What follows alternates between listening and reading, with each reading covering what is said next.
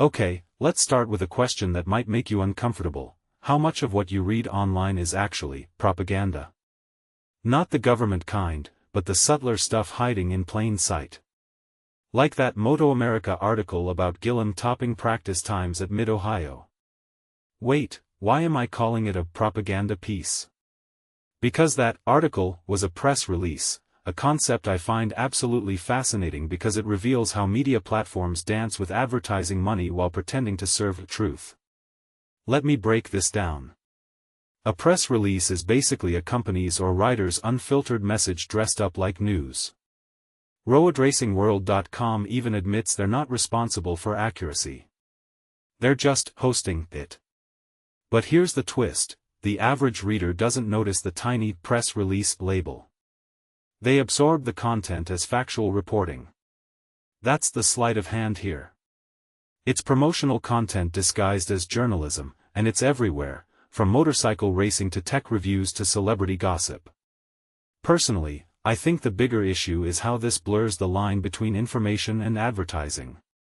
Sure, RoadRacingWorld.com filters out the worst press releases, too much sales talk, obvious errors, but what about the ones that slip through? Imagine a rider's team pays to hype their victory in a practice session. It's not neutral reporting, it's narrative engineering. And we, the audience, eat it up because we trust the platform's brand more than the label at the bottom. What many people don't realize is that this system creates a feedback loop. Teams and companies tailor their stories to fit what the media will accept, which in turn shapes what fans perceive as the news. The result? A sanitized, corporate-friendly version of reality.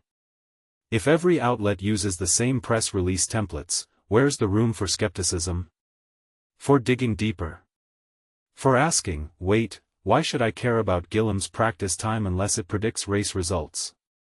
A detail I find fascinating is how RoadRacingWorld.com's disclaimer almost weaponizes apathy.